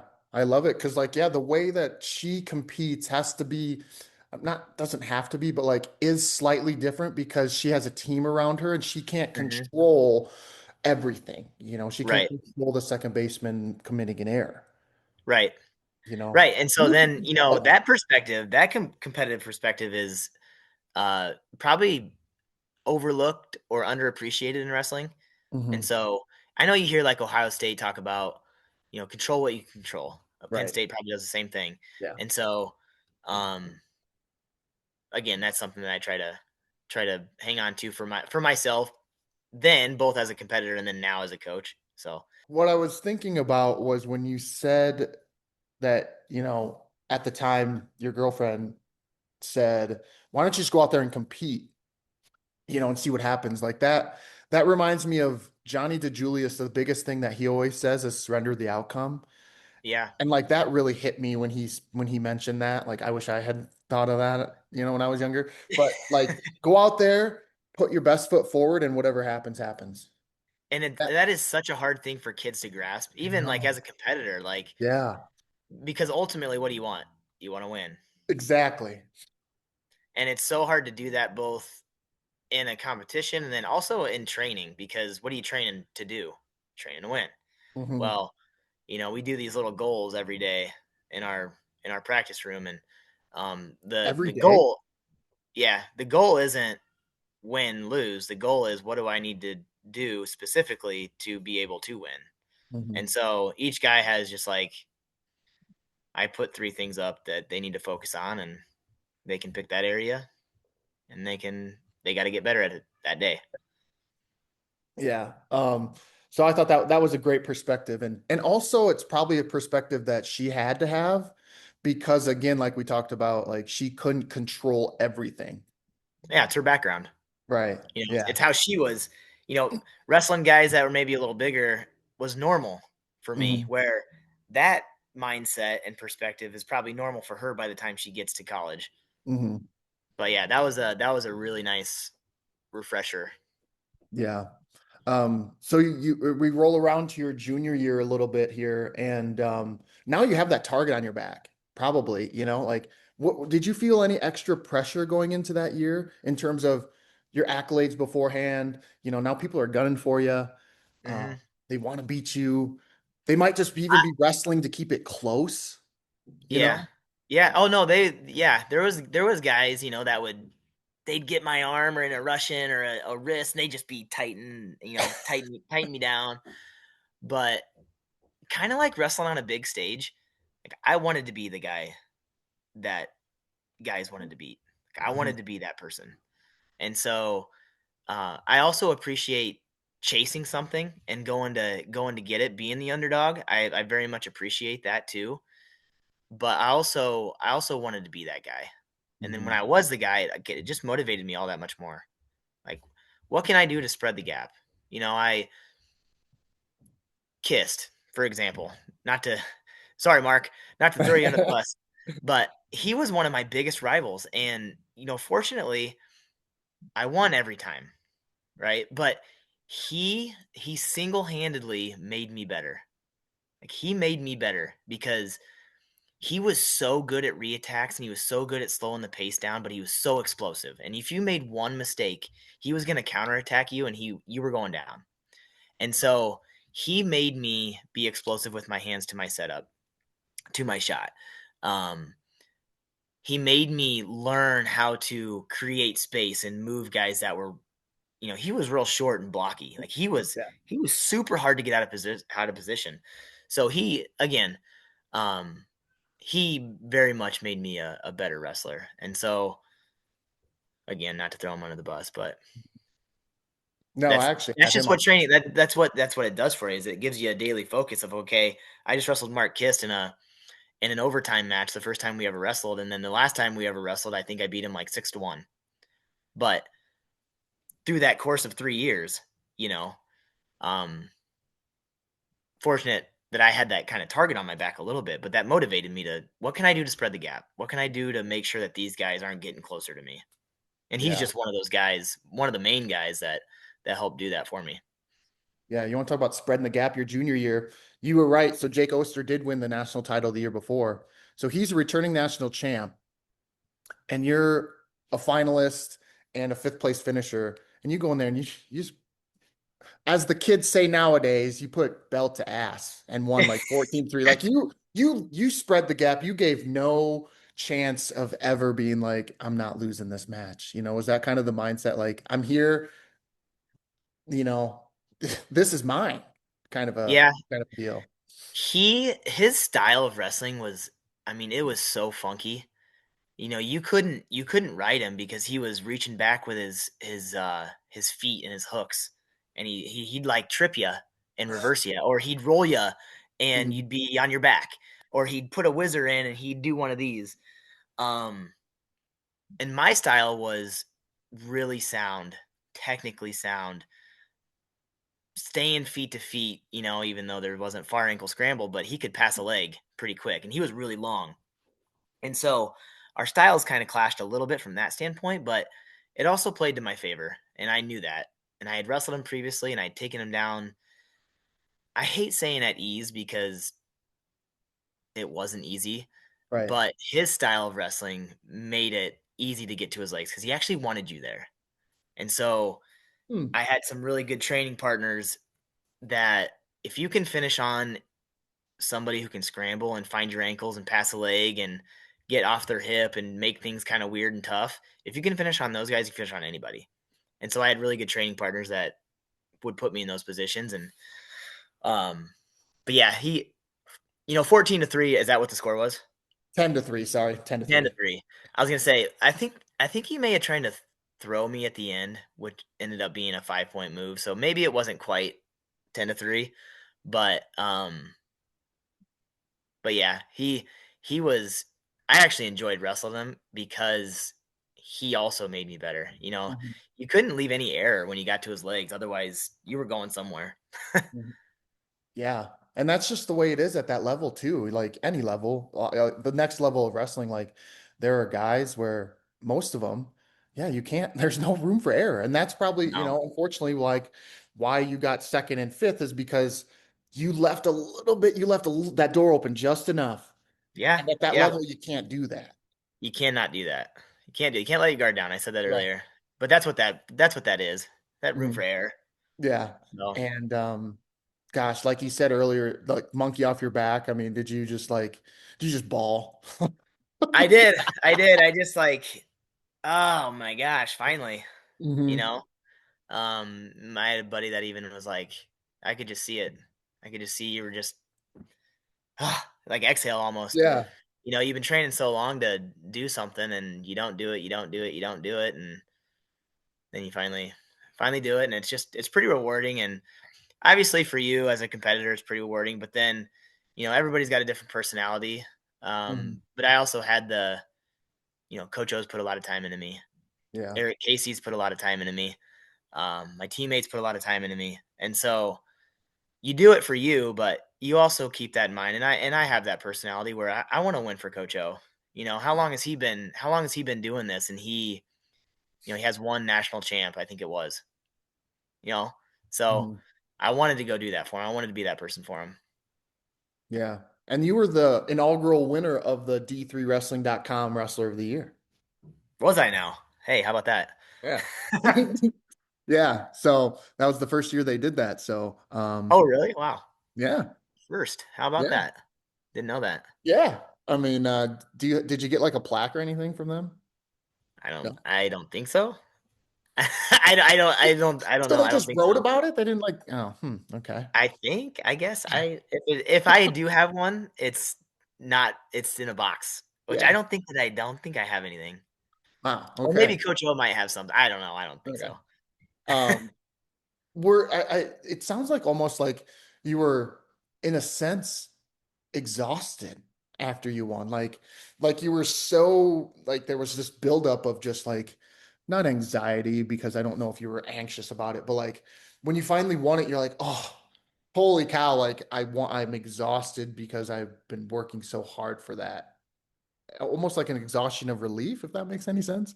Yeah, it absolutely was. It absolutely was. There's just, you know, every competitor goes through any sort of adversity. And you can just strictly talk about wrestling. You can go injuries, tweaks, uh, lulls in confidence, things like that. And so, as a competitor, I also had those similar things. And so, um, when you're able to overcome that adversity, it's Mhm. pretty. It is a relief. Mhm. It is Now, exactly that. this may seem like a silly question, but was it harder to get that first one or was it harder to repeat? Because after you won it, like you're, oh, finally, but now again, you got that target on your back and you're a senior. There's just motivation could become a factor. Like there's just a lot of other factors that could come in to make it more difficult to repeat. But I'm not saying that's what it was like for you. I'm just curious. No. I would compare it to high school, honestly, where my first one I felt like was harder. My second one was, and not harder because the competition wasn't good. Mhm. Um, but I don't think the second one was harder. I think the first one was harder. Yeah. And kind of like in high school where, hey, you gotta learn to get out. Mhm. My coach, Eric Casey, he's a lightweight coach, and he messaged me the next morning, Sunday morning after I won it, and he went, this this returning champ didn't win it. This returning champ didn't win it. This returning All American didn't All American. And he laid it out for me and was like, if you think you've done it, you're wrong. And so Mhm. you better get back on it sooner than later. And so I just had good people around me. I had good people around me to keep me both level headed and then, training with a purpose. I laugh only because like, dang, the next day he couldn't give you like a week. No, that's not how he rolls. I mentioned his name earlier, somebody that Mhm. I wanted to win with or win for. And when he sent me that, and not that I was actually like, I can't wait to lift on Monday. you know, um, Dang. so he, but he wants it too. He loved that success and obviously he's a big part of it, and he would never in a million years take credit for it, but he absolutely deserves it. Mhm. Um, he wanted to be there again, and Yeah. so did I. Mhm. He wanted it Yeah. for me. Well, and the guy you beat in the finals that year might have was probably on that list. Guys who didn't win it again or didn't win it the next year. Jake Oster. Yeah, he was. He was the first name he listed. Yeah. Yep. He was Returning the national first name. champion. Didn't win it. So Don't think it's gonna come easy. yeah. Um, however, you kind of just said it did come easier. So, you know. Well, I would say it did. Well, as far as from like a pressure standpoint, Yeah. I didn't feel like the pressure, like, oh, I'm a returning champ, I have to win it. I didn't ever feel that. I didn't ever feel that. Fortunately, I know some Yeah. people do. Yeah. You cap off your career with another national title and almost yeah, pretty much cement your legacy. I mean, had you thought about your legacy at that point? Like after you won it, like did it take a minute to sink in like what you meant to that co-wrestling program and what you accomplished? The only thing that I remember feeling afterwards was, and actually it happened in the semis. Happened in the semis. I pinned this kid that was this real dangerous kind of wrestler, and I got in a high crotch and came down and ended up pinning him. Anyway, I just remember the crowd going crazy, and then like I got overcome with emotion, and like, this is I have one Hmm. more time to come out here and compete in front of all these people. Your home crowd, your mom and dad, and you have all these emotions go through you, and then after that finals match, I just remember just an emotional dump, just because it was the last time, you Yeah. know, and not that I couldn't have continued competing, and I should have. Maybe the biggest regret, and if that's the biggest regret I have in life, then so be it. Um, but that's the last time, and I just kept thinking that after the match, and I was overcome with emotion, and I mean, even after the semis, I remember Coach O. He went up to my mom and dad, and he's like, "Hey, is Clayton all right? He's pretty emotional right now. Is he okay? Like, is he hurt? Is what's going on?" And I just told him, like, "Hey, it just kind of hit me. I only have one more time." So, um, but yeah, that's just kind of how competing goes, and um, That's probably what was the most tough about my senior year, honestly. Mm, So I yeah. wasn't really concerned about the legacy and what I left with Coe. It was more about, and not that I didn't care about that, because I absolutely do. I appreciate everything that Coe has ever done for my family and I. Mhm. Um, but that's what got me. Yeah. Yeah. I mean, as the saying goes, leave the place better than when you found it. And I feel like Yeah, that was exactly something that you accomplished. yeah. And it's funny you say that because two things. One, I just let one of my wrestlers know, leave it better than you found it. And then that's something that my dad, my mom and dad, like, you leave it better than you found it. Hmm. Yeah, my dad's a concrete pourer, so if you don't pick up after yourself, if you don't clean those tools right, job can't be done the next time the way it should be done because those tools aren't cleaned. And so Hmm. that was something that was instilled in me from a pretty young age. Yeah. And there's also something, uh, I'm going to use the word refreshing again because I can't think of a different word right now, but that you chose to go to Coe over Wartburg. Like being from Iowa, Wartburg was the standard. Everyone went to Wartburg. If you were good, you went to Wartburg, but then to have somebody like you go to Coe and put them and bring them back to prominence and put them back on the map. I mean, what? I think you got fourth, 3 years, and fifth, like Yeah. you were a top five team every year. I mean, that's cool and special and like there's something said about that too. Yeah, that would go all the way back to the recruiting process, and I've had a couple conversations with Coach Keller. Um, and I don't know if I've ever said this to him, but him and Coach Miller and then a few other coaches came to my house, and they put this paper in front of me, and it's kind of contradicts, like, I like being the guy to beat, but I also appreciate being the underdog, and I'm gonna go get you. Hmm. And so they put this piece of paper in front of me, and it was how many times Wartburg has beaten Co in the past. It was every time. It was every Right. time. And when they put that paper down, I just remember thinking, I'm gonna beat you. And I don't. That's just where my mind went. And Huh. I don't think it was a wrong recruiting pathway, tool, whatever. Hmm. I just think it hit me in a certain way, and um, I didn't ever beat him. I beat him individually, but I didn't beat him as a team. Yeah. And so, uh, yeah, I that's just kind of where my mind went, and fortunately we were able to get some trophies, but I think the closest we ever came to beating Wartburg was my junior year. We had a pretty tough team. Maybe it was my sophomore year. I can't remember, but we were close. But close doesn't cut it. Yeah. Yeah, like 9 times out of 10, that'd probably get the recruit. But there's always that Yeah, one that instead looks at it differently, like you did, where it's like, hey, that's great. Fine. But you know what? I'm different. I'm built different. I'm gonna kick your ass instead. yeah, yeah. I don't know if he knows that. I wonder if he. Yeah, I should maybe let him know that someday. That's funny. Um, Gosh, I'll try to wrap up quickly here, but You're good. how did you get how do you remember how you got the call that you were getting into the Co-Athletics Hall of Fame? Coach O called me and told me. Oh, okay. So yeah, which was pretty cool. Which is pretty Yeah. cool. And then another brag. My wife's in there as well. So Nice. Really? I was wondering that. yeah, As I said that, I we're was like, I wonder if she's in there too. yeah we were curious about this. We're like, how many other married couples are there? There's one other married couple, and I think they're pretty old. Yeah. And so yeah, it's kind of cool little snippet of us.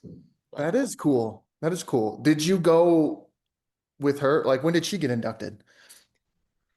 oh, I think it was like 2 years after I did. Ah, so you were Maybe the first? yeah, of course. Yeah. Oh, that's super cool though, that you both are inducted in there and you both were able to go there and support each other. And you probably brought your kids too. So, Yep. Yep. Pretty cool. And it's, again, pretty cool for them to see, and just to let them know, like, hey, there's things out there for you to go do. And mhm, we don't live in our hometown. And so we don't expect them to stay here and go to. We would love it if they went to Co, later mhm. on in these years to come, but there's things to go do. Go do them. Yeah. So how did you end up at Alburnett now? So after I graduated at Coe, I coached there with Coach O for 4 years, and then Prairie's coach Blake Williams Oh left yeah, Prairie. Yeah, he left Prairie, and so I interviewed there against Kane Thompson, who was at Alburnett, and I actually student taught for both of them. both Um, Blake Williams and Kane Thompson. yeah, yeah, and they're both awesome people, and Yeah. they're awesome people. Uh, so I interviewed at Prairie, didn't get it. Kane got it, and so then Alburnett obviously came open, and I went out there and interviewed, and 11 years later. You've been there 11 years. I know, yeah. I don't feel that old sometimes. Yeah. At least from like I've been there 11 years, my body sometimes Yeah. feels that I've been there for a while. Wow. Well, I can't believe it's been 11 years because I like Kane Thompson was there, I think when I was in high school, maybe Yeah, yeah, probably. in 2010, like Yep, yep, 2008, right around the Shalista times in Hallblum. yep. Um, Yeah, he was there. Gosh. So what were you doing when you were at co-coaching? Like what were you doing then? I was just coaching, and Just honestly, coaching. like at that point, your title's assistant coach, but it should be a workout partner. Yeah. um, and so, but I wanted to coach. I've wanted to coach forever. I knew that in high school, and uh, so coaching was I was pretty ready to get into it. Hmm. Um, but I should have kept wrestling. Which is it is what it is.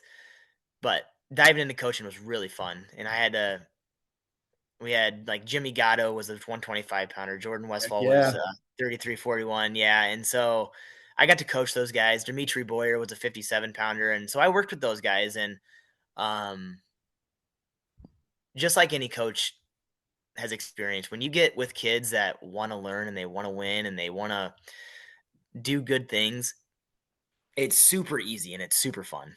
And Hmm. and that's what those guys they were competitive. They wanted to win. They'd do anything for it, and they did. They did anything for it. We had Jimmy competed with half an arm. Like he's getting stingers. He had half an arm. Jordan Westfall dropped a weight.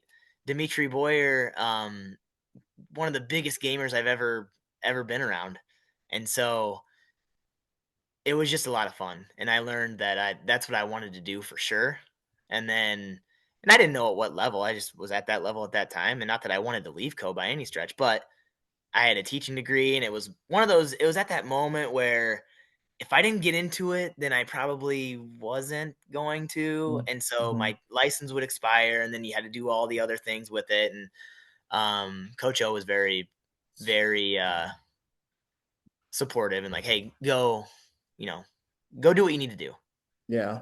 And so, and at that time too, you're thinking about getting married, having Yeah. Having a kids. family. Yeah. And so you have to look, okay, how are we going to support this? And Hmm. so Yeah, for that's kind of sure. how that played out. Yeah. And those guys were your teammates, right? Like Jimmy Yeah. Gotton, Boyer, and Westfall, and like so Yeah. it's probably cool to continue to work out and coach them and see their careers through all the way. Yeah. I would imagine they probably saw me more as a workout partner, which is fine, which was fine. But if there was ever a coaching moment for me to them, they were very accepting of it and respectful. Yeah. I know sometimes it doesn't play out that way, but you're also in Yeah. college and you're mature and um, yeah, no, it never felt like I was still one of their teammates, really. Yeah. Yeah. Um, Jordan Westfall, he's somebody I've been poking about. Yeah, get Get him him on on here. here. Yeah. Yeah. Because I mean, his story is kind of crazy. He wasn't a starter at all, and then, or he No, didn't make the tournament, or maybe he wasn't a starter. I forget. And all of a sudden, boom, he's a national finalist. yeah, he wasn't. He was a few. We have a group chat. A few Yeah. of them give him a hard time about being JV, and uh, they do. But yeah, a lot of it was he just was at the wrong weight, you know. And Hmm. I think wrestling is a sport where you have to be at the right weight, and it looks different for every single individual. Right. Uh, he's at the wrong weight, and when he finally was at the right weight, and then he got on a roll. He got on a Yeah. roll, and it was fun. I remember before the national tournament, he goes, "Hey, give me the 7 seed. I'm gonna beat the 2 seed, and I'm gonna be a finalist." And I'm like, "That's bold. That's pretty bold of you." And then just played out that he was a 7 seed, and it was right where he wanted to be. And he had in his mind, "I'm gonna wrestle this guy in the quarters. I'm gonna wrestle this guy in the semis. I'm gonna be a finalist." And And there he was. Sure as you know what, he was. Yeah. Um, what's it been like, now you're at Alburnett for 11 years. I mean, coaching at a school that had the history it did when you got there. I mean, was there some, I know we talk about pressure a lot, but like to keep it rolling. I mean, Kane Thompson's leaving. I mean, some people might be like, "Oh no." Well, it was a fun ride, guys, you know? I Yeah. mean, was there pressure to Uh, keep it rolling? I didn't feel much pressure, and honestly, when my first year, I walked into a perfect situation. I can't take credit for that team winning 2 state titles, duals and traditional. Whoa, whoa, I just whoa, get hold on. I just Yes, get yes, you can. You were still the one that had to pull the strings and keep it going. There's a lot of examples, and I can't think of them, but I'm just saying there's examples of a new coach coming in and it kind of goes the other way. Like it nosedives. Like yeah. that can happen. Like, Well, how about this? The expectation for myself was that we go win it. And so maybe that was just something that I could offer them. mhm, Maybe some things technically that I could offer them too. But as far as from like a talent standpoint, it was already there. mhm, It was already there, and it was there. That foundation with that group was already there. And so I was pretty lucky then, but just I think my expectation was to go win, and it never really dawned on me like, hey, I got to keep this program going. It did eventually, but it wasn't that year. It wasn't that year, and um, yeah, I mean, I didn't feel that. And somebody asked me afterwards, like, that's a pretty tough thing to do, is to handle that pressure, and I never really felt that pressure. Maybe because the expectation was there for me, and I think well, I know it was there for them. So yeah.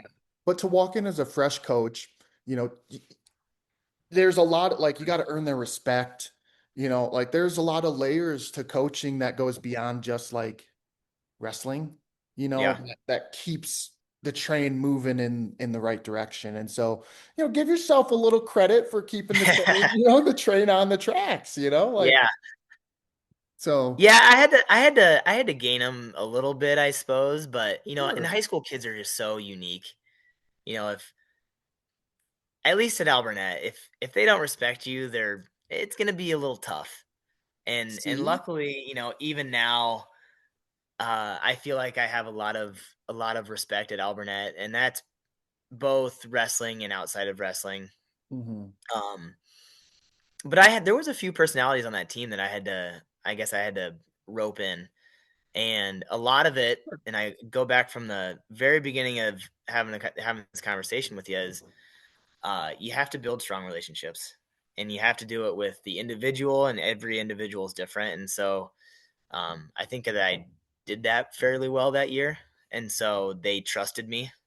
But two, they were they were built to trust their coach, and Hmm. so that was an easy transition for me, I suppose. Um, but yeah, I just built strong relationships with those guys. How did you transition from college room to a high school room? Like a lot of times, not a lot of times, but sometimes when you go from college to high school, you bring that college mindset and it's like, whoa, whoa, these Yeah, high school kids are not the same. yeah. I always say this: that first group that I had at Alburnett was a college room. That Wow. was a college room. And so my transition from that first year, there wasn't much difference. Um, Oh. I mean, I coached them, but I competed with those guys in the room. Like it was fun. It was a lot of fun. And I just mentioned this too. Like I didn't learn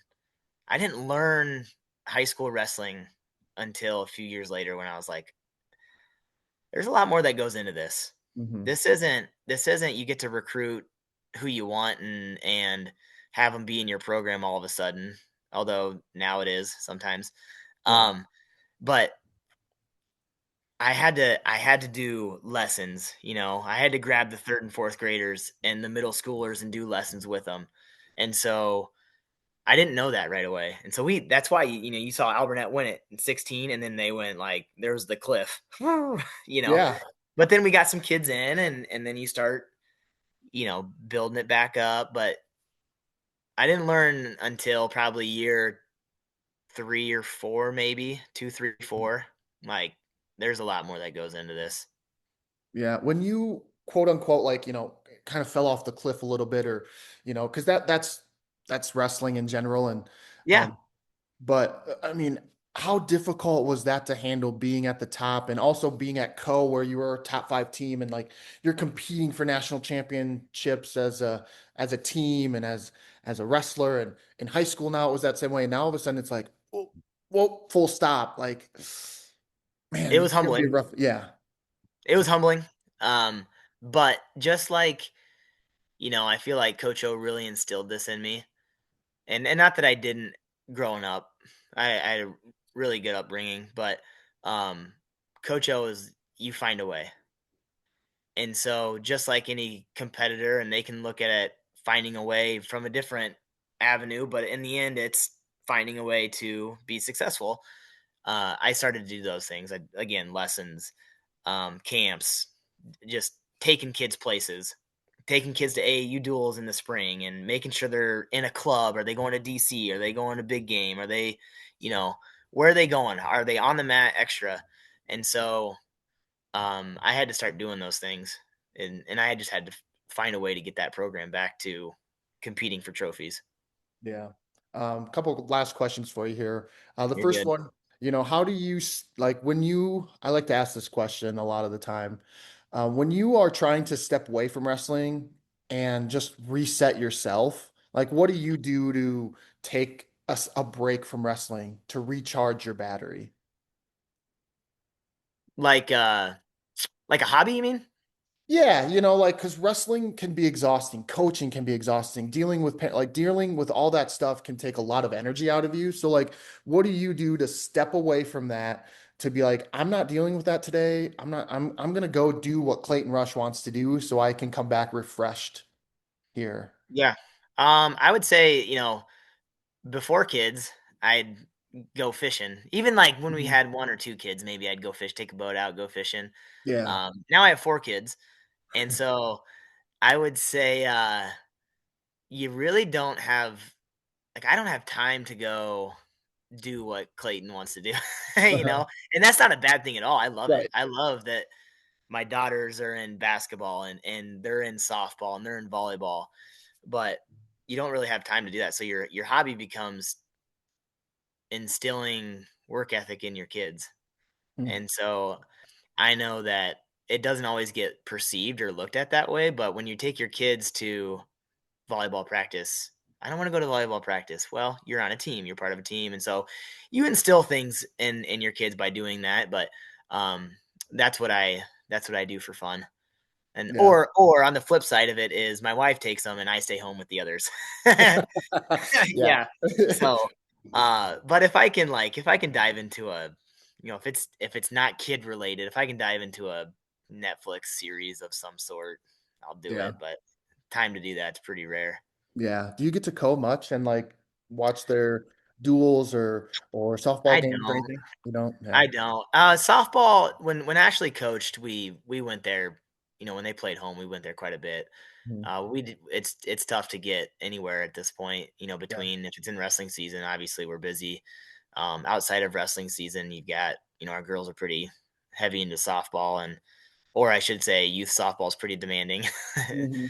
Yeah. But yeah, no, I don't. Unfortunately, That's all right. What does your wife do? she's a teacher. She's an elementary teacher, first grade. Or at Alburnett too?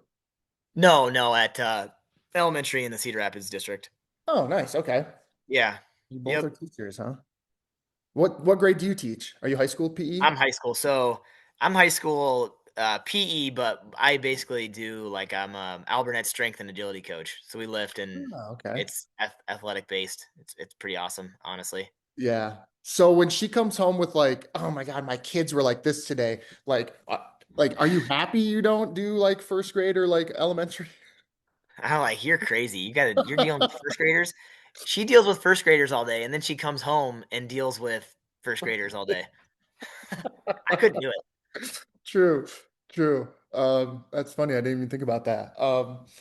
Yeah, the last question I wanted to roll on you here was, it sounds like you still kind of get around in the room. Um, a little bit, you put your shoes on, you try to scrap a little bit. Is there somebody that like over the course of your career coaching at Alburnett that kind of got you and like not embarrassed you, but like, fires up the team whenever a coach gets taken down by one of the athletes? Like, I mean, it's like the coolest thing anyone's ever seen. Can you think of a time, and it looks like you can, where a Oh, couple of multiple. the athletes got you and you're like, geez, have I lost it? Like, or geez, these I, guys are good. I've been really fortunate recently to have just good groups of kids come through. Hmm. Kids that are like serious about wrestling, whether they are serious about it from the standpoint of they do it from November to February, and then they do a couple of tournaments outside of season, or they do it year round. So I've been really fortunate to be around a lot of guys, and I'm gonna blame some of the times that I got on my size. I'm not Fair the enough. biggest Yep. Fair enough. person, and so they'll look at it as an excuse, which they should.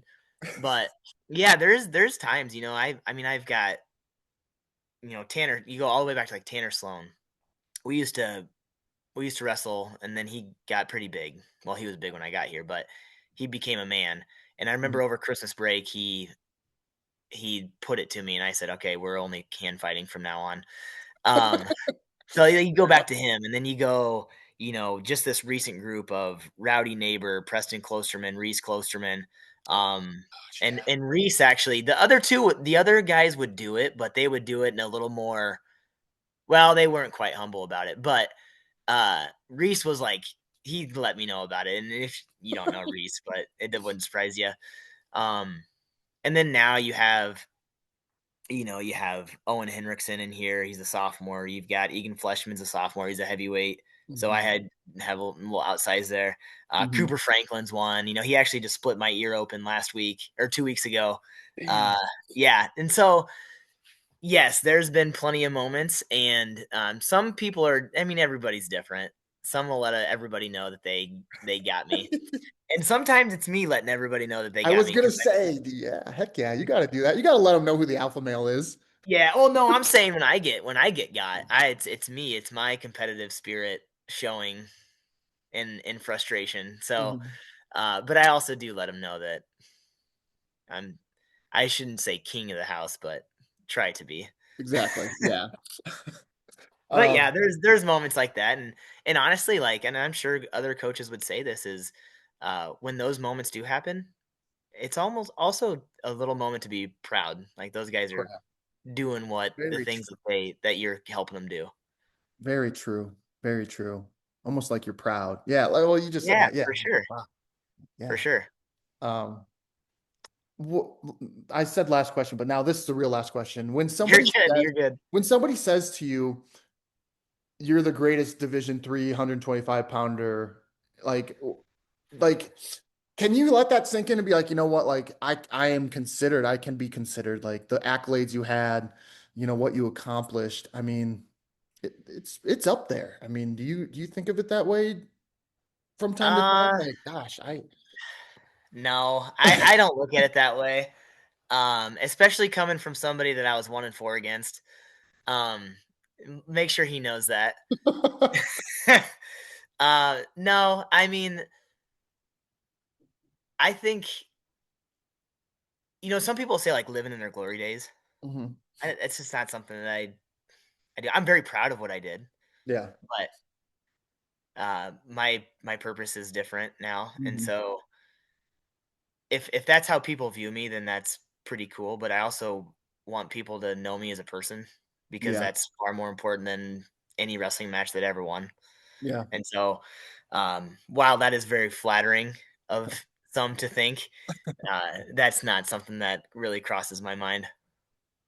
Have you sat and thought about like your wrestling career and like your accolades and like how far you came and your Hall of Fame and like, I mean, does that sometimes kind of make you feel good? Like pat yourself on the back, like live in that moment for living, for just a moment where you're like Clayton Rush. Yeah, Clayton Rush did make an impact on wrestling. I did pretty good.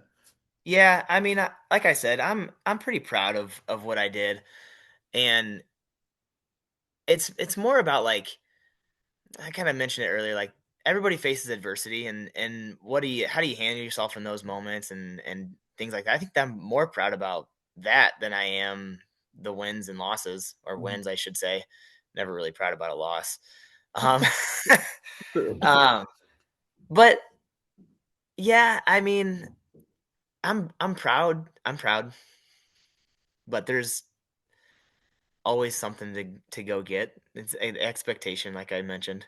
Mhm. So I don't sit down and like puff my chest. I wouldn't say. My friends would probably say different. Like if I'm close enough to you, I'll be like, I'll drop a one liner, but Sure. it's not in a serious way. I don't really think that way. And my wife would probably tell you the same thing. I'd probably drop. Well, I actually did to her the other day. So, um, like, listen to me. But it's never in a serious manner. Yeah. Do your athletes know kind of what you accomplished, and not that you're puffing your chest, Yeah. but just that, hey, yeah, this is what I accomplished, this is what I achieved, this is how you got to get there, kind of a Yeah, direction. yeah. One thing that I do with those guys is, and they know, but one thing that I do with those guys is I talk from personal experience, Yeah. because that's the only experience that I have, and and I make sure they know, like, it's not me bragging. It's just moments of success or failure that I was in and that I want you to learn from. And so, um, I mean, I'm not standing up there saying I won a national title in 2010 or whatever year it was, but it's just personal experience, and so they do know, and it's not by me. It's not by me saying what I was. Yeah. I just like to, now that as you get farther and farther removed, people Yeah, start to look at you more as a coach than an athlete, and they're like, yeah, "Oh, wait, you won a national title? You won yeah. two? You were three times?" Like they start to like, "Wow!" They like, become more impressed. You know? The worst part is some of those guys will be like, "Hey, Rush, you still got it," and I'm like, "No, no, he doesn't." Like, if somebody, if Guzman from North Central were to walk in here, he's number one right now at 125. If he were to walk in here right now, he'd probably wax me with the mat. Like he would just hammer me.